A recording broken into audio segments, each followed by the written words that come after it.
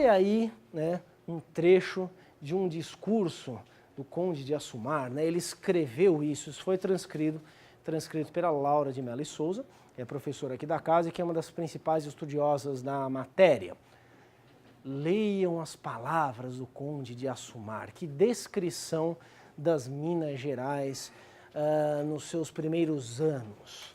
Nas Minas, aspas, os dias nunca amanhecem serenos, o ar é um nublado perpétuo, tudo é frio naquele país, menos o vício que está ardendo sempre. A terra parece que evapora tumultos, a água exala motins. O ouro toca desaforos, desfilam liberdade os ares, vomitam insolência as nuvens, influem desordem os astros. O clima é tumba da paz e berço da rebelião. Que palavras eloquentes, né? Que descrição, então, absolutamente pessoal, impressionista, subjetiva, diríamos. Sim, nem todo mundo acha que as Minas são essa desgraça toda aí, né? É o administrador justamente encarregado, né, de instituir uma ordem específica, de regrar as coisas nas Minas Gerais, que sofre os diabos com essas Minas Gerais, né? Então vejam aí, a terra parece que evapora tumultos, a água exala motins, o ouro toca desaforo, desfilam liberdade, os ares, vomitam insolência as nuvens. Não tem nada bom, quer dizer, essa natureza ela é opressiva nas Minas Gerais, né? As pessoas tornam as Minas Gerais desse jeito. De todo modo, sabedores desse ponto de vista, conscientes então, né, de onde parte esse enunciado, desse ponto de vista da história, nós começamos a entender alguma coisa com o crivo da subjetividade do Conde de Assumar. São essas Minas Gerais nos seus primeiros 20 anos. Beleza, né? Deixa eu fazer uma enquete aqui. Quantos de vocês já estiveram em loco, em Ouro Preto, ou em São João del Rei, em Mariana, em Sabará? Levantem a mão, por favor, né? Não tenham vergonha, eu sempre digo, a minoria não deve ter vergonha. Um terço, um quarto da sala, enfim, né? Por que eu pergunto isso a vocês? É uma forma de incentivá-los. Vocês gostam de história, né? Desculpem se a afirmação ela é absolutamente prosaica, né? Banal, né? Sim, justamente por isso, vocês devem levar muito a sério, né, o fato de que o nosso conhecimento da história, a nossa experiência com o conhecimento da história, a nossa experiência como parte da história, ela pressupõe sensibilização, né? Ela pressupõe subjetividades, ela pressupõe impressões, né? É absolutamente fundamental para tocarmos, para nos aproximarmos daquilo que é inatingível na sua plenitude, né? Porque não existe mais, mas para a gente se aproximar disso que não existe mais, a gente precisa sentir isso, a gente precisa tocar naquilo que sobrou, a gente precisa se familiarizar, a gente precisa ver, a gente precisa imaginar, colocar a cabeça para funcionar, né? Colocar a imaginação para funcionar. Tudo isso não apenas é legítimo da nossa parte, como eu digo, é absolutamente imprescindível. O conhecimento da história passa também por experiências sensitivas. Nada de misticismo, hein, pessoal? Vocês estão entendendo o que eu estou falando, né? É vocês estarem num lugar e pensarem, olha como é que era isso daqui no seu início. Olha como é que era, então, né, a vida dessas pessoas. Ou, como será que era a vida dessas pessoas? Como será que era viver num lugar desses? Como será que era trabalhar? Como será que era, enfim, uma vida familiar? Como será que era, repito, viver num lugar desses, né? Daí imagens como essa aqui, pronto, peguei uma fotinho turística, né? Ouro Preto, Minas Gerais, essas ruas tortas, né? O inferno para a gente andar se não tiver com calçado adequado, né? Olha aí, Ouro Preto, Minas Gerais. O diabo é que para a gente ver esses lugares no Brasil tem sempre que encarar esse monte de carro na frente, né? enfim, pelo menos não tem os postes aqui. Também é outra desgraça para as nossas fotografias, né? A gente está lá vendo, a gente nem liga muito para os carros, para os postes. Quando a gente tira as fotos, tá tudo poluído, né? Um monte de fio, um monte de carro e tal, né? Olha aí as Minas Gerais, né? Pronto, o que esse cenário aqui evoca da história? Ah, é tudo antigo, olha aí que bonito. Sim, um pouco mais do que isso, né? Pelo menos depois do primeiro semestre e tal, né? Sim, e nem tudo é tão antigo assim. Esses telhados, por exemplo, estão novinhos, né? As paredes estão bem pintadinhas, né? A igreja está em um estado razoável. O Ouro Preto até que, em termos de conservação, vai bem, né? Para Olinda, algumas cidades da Bahia, aí é um negócio, né? Oi? São Luís do Maranhão, pois é. Aí parece que é antigo mesmo, né? Que desde o século XVII nunca fizeram nada, né? Também não é assim, estou exagerando um pouco. Mas como quer que seja, pessoal, esse cenário aqui revela, dentre outras coisas, um assentamento humano muito rápido, uma concentração de uma realidade social, seu adensamento muito rápidos. Aparentemente, isso é uma confusão urbanística, não é verdade? Tem a ver com as características inerentes à expansão territorial portuguesa, aos modos seguidos pelos portugueses de fundação de povoados, né, não dirigidos, ou pelo menos não tão dirigidos quanto os espanhóis. Aquelas coisas que o Sérgio Buarque de Holanda, né, intuiu e tratou muito bem lá no Raízes do Brasil, na década de 1930, tem a ver com tudo isso. Mas aqui nós temos também uma rapidez, uma conflituosidade, um caos que será então minimamente ordenado a partir dos primeiros 20 anos do século XVIII. Nós podemos então sentir esse cenário com base nas dificuldades, né, inerentes ao que o processo traz de características básicas. Repito, essa rapidez. Tudo bem, pessoal? Recomendo enfaticamente, então, visitem essas cidades históricas, né? Uma redundância, né? Porque toda cidade é histórica, né? Mas essas chamadas cidades históricas de Minas Gerais, né?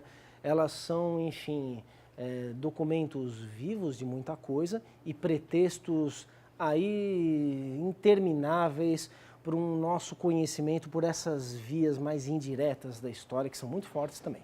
Diga, por favor. Professor, essa situação quase caótica, né, que você falou dos primeiros 20 anos das Minas Gerais, ela de alguma maneira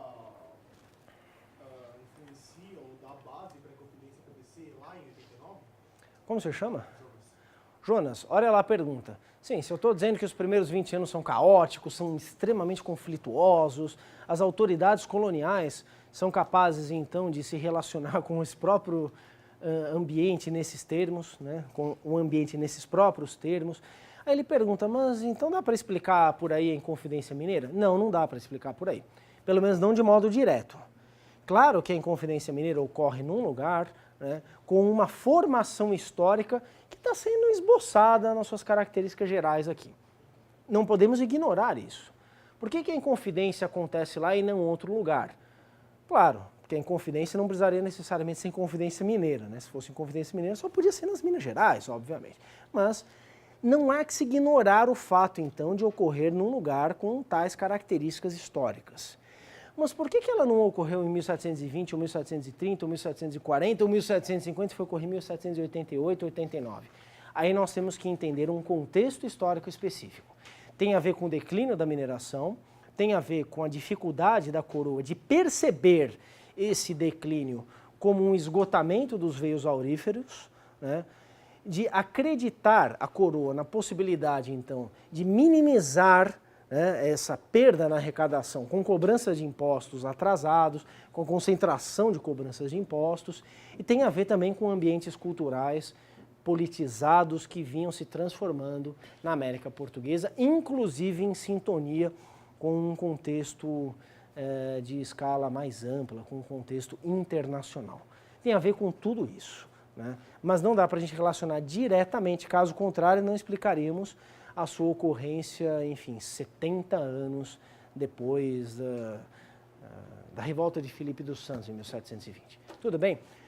Nós somos historiadores, para nós o tempo ele é absolutamente crucial em termos de determinação de escalas de existência humana, de ritmos de transformação. O que significa 60 ou 70 anos nas Minas Gerais do século XVIII? Não significa 60 ou 70 anos para nós hoje. Claro, a quantidade matemática invariável, né, muda em termos de qualidade histórica. Um ano para nós, hoje, significa algo muito diferente de um ano em Minas Gerais em 1720. A tendência é que um ano para nós signifique mais, por um lado, porque nós valorizamos o tempo curto de um modo que essa época não valorizava. Para nós um dia faz sentido. Bom, como assim um dia faz sentido? Claro, uma hora faz sentido, né? Então nós subdividimos o tempo de modo a, tendencialmente, considerarmos um ano uma quantidade de tempo significativo enorme. Mas, por outro lado, na medida em que vivemos em escalas de dias, de horas, de minutos, de segundos, com muita intensidade, também temos a sensação de que um ano passa muito rápido, não é? É uma contradição da forma como nós vivemos o tempo. No século XVIII, né, um dia interessa, claro, noite, dia. Interessam as estações, interessam os ciclos da colheita em se tratando de uma sociedade basicamente agrária, interessa o calendário litúrgico, interessa então as badaladas da igreja, interessam os fins de semana com os dias de missa, interessam as festas de procissões, são ritmos da vida, que tendem a ser ritmos, né, de intervalos de tempo matematicamente maiores do que o que nós vivemos. Faz sentido isso, pessoal? Sim, mas ao mesmo tempo um ano pode ser valorizado como uma eternidade de tempo, inclusive porque a expectativa de vida das pessoas era menor, né? Hoje em dia nós podemos querer viver até 80 anos de idade, 90 anos de idade. Se alguém morre com 60 anos, ai, coitado, era tão novo, não é verdade? Não importa se o cara viveu bem pra caramba, tal, morreu jovem. Aqui a expectativa de vida é muito menor, tal. Tudo isso para dizer, pessoal, que nós devemos considerar a história de intervalos de tempo, a história da forma como as pessoas vivem o tempo. Para todos os efeitos, o tempo transforma tudo, porque tudo se transforma. Tudo, então, é mensurável em escalas temporais que não necessariamente correspondem a medidas matemáticas, que, repito, fazem muito mais sentido para algumas sociedades do que para outras, tá? Então, 70 anos é o suficiente para a gente desconfiar de uma relação direta. A partir de 1720, então, essa autoridade colonial ela já está mais bem implantada e tem início, então, uma nova fase, né? A extração do ouro continua a crescer, mas essa vida social ela já está mais regrada. Não absolutamente regrada, porque também jamais a vida colonial é absolutamente regrada. Aliás, nenhuma vida é absolutamente regrada, né? Há sempre um descompasso entre o que se pretende que seja uma vida social e o que suas formas existências de existência cotidiana mostram. Mesmo assim, né, a partir de 1720, a autoridade colonial ela está bem implementada nessa região. Crescem os povoados e uma das formas de controlar esses povoados é não atribuindo a esses povoados o estatuto formal de vilas. Por que isso acontece? Por que isso acontece? Por que então manter povoados sem o estatuto de vila? Porque reconhecer um povoado como uma vila significa então atribuir um documento àquele povoado, uma foral de vila, né? Uma vila necessariamente deve ter uma casa de câmara e cadeia, deve ter um pelourinho, deve ter certas autoridades oficiais.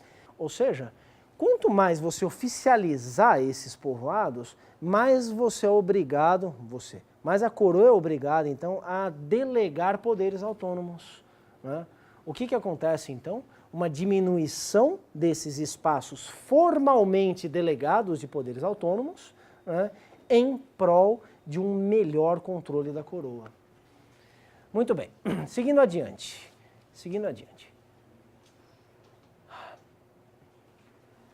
Vocês talvez se lembrem, na aula passada, que o auge da mineração corresponde aí aos anos de 1750 e 1760, quando já estava em curso a mineração em Mato Grosso e em Goiás, né? Ali por volta de 1718, 19 é o início em Mato Grosso, 1722 em Goiás. Em 1729, então, os diamantes do Cerro Frio. 1750, 1760, tem-se o auge da produção aurífera, né? Esse auge encontra Minas Gerais já com as suas formas de reprodução social muito bem consolidadas.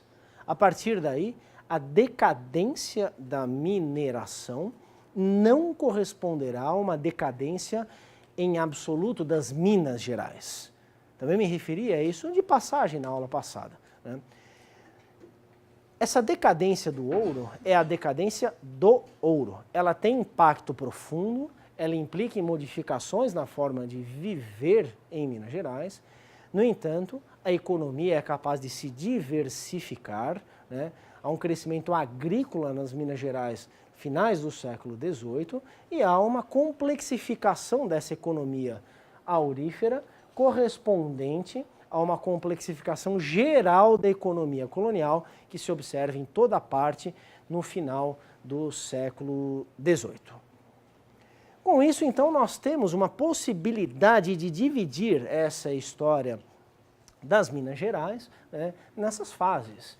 O advento, né, a aceleração do assentamento humano, né, a conflituosidade, o estabelecimento do poder metropolitano até 1720, né, o bom funcionamento dessas minas no período de apogeu da mineração, a decadência do ouro, a diversidade econômica e a complexificação da inserção dessas Minas Gerais no cenário colonial e no cenário imperial. E voltamos então à Inconfidência Mineira, tá? Vou tratar dela numa aula mais especificamente.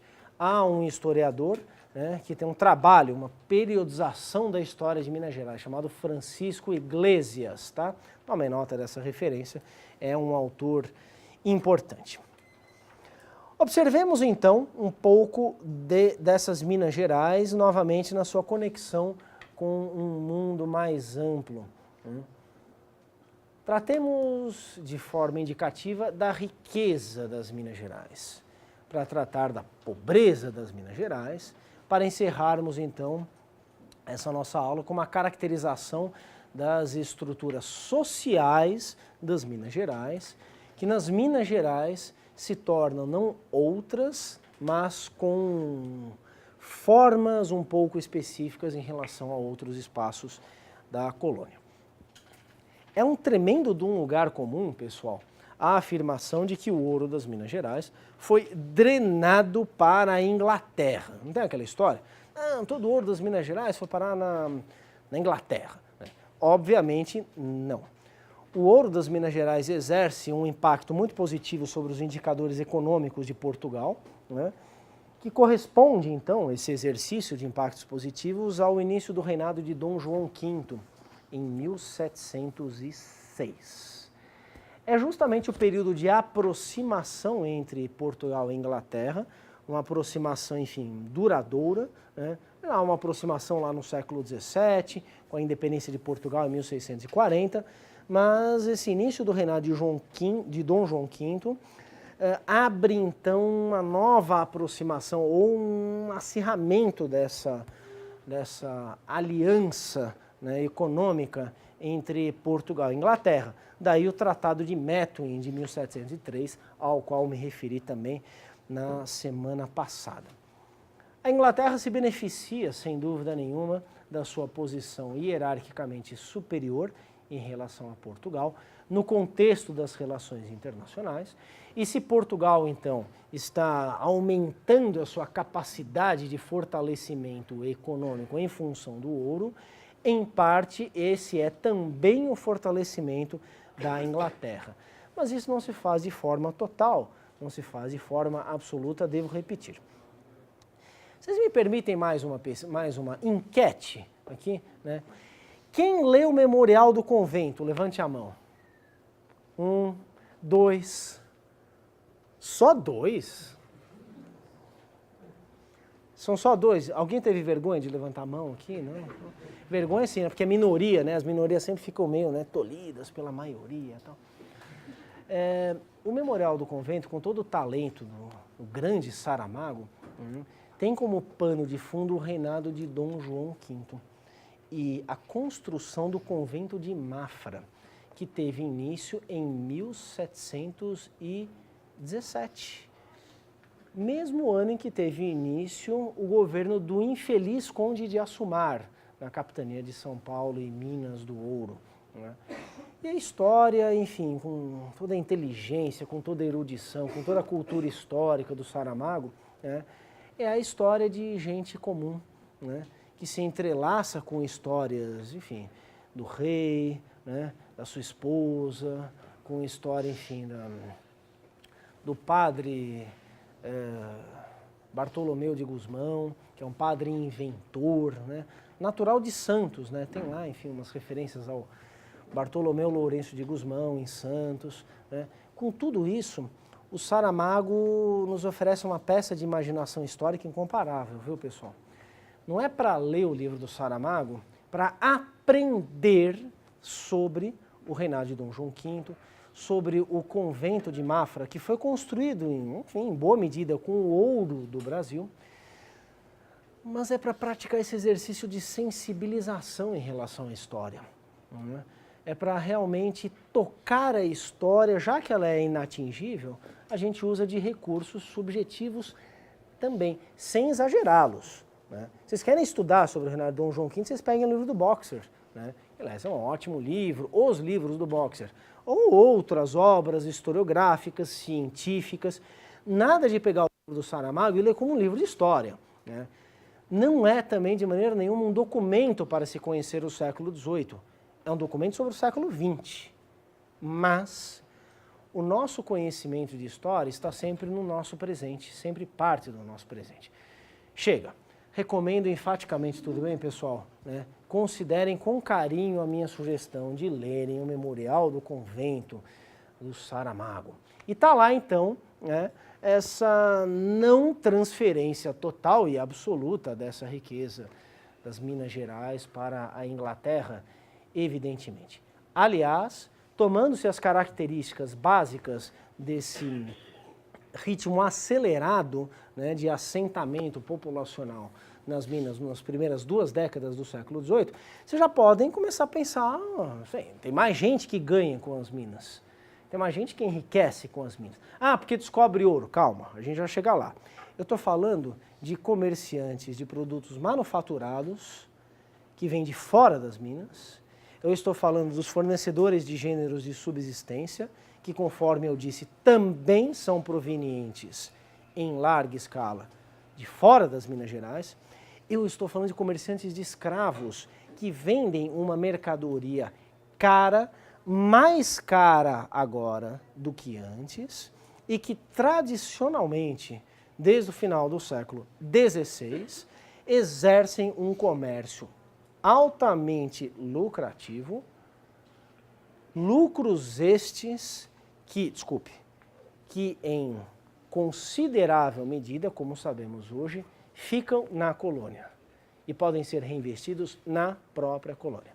Não são lucros exclusivos da metrópole ou de comerciantes metropolitanos.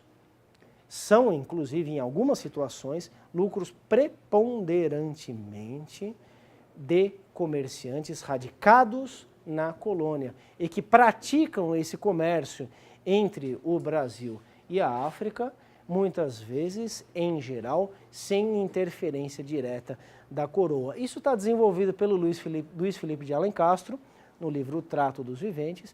Isso está desenvolvido mais para o final do século XVIII para o século XIX pelo Manolo Florentino, uma obra que também está indicada aqui no meu curso. Essas são conclusões, então, que relativizam corretamente, né, a ideia de uma colonização que drena os recursos da colônia na sua totalidade para a metrópole. Bem, se as minas estão então precisando de escravos, se elas inflacionam o preço dessa, entre aspas, mercadoria, e se já existem traficantes, isto é, comerciantes de escravos, que exercem esse comércio no Recife, na Bahia, no Rio de Janeiro, obviamente essa gente tem aí na emergência das Minas Gerais mais uma situação a lhes favorecer. Tudo bem, pessoal?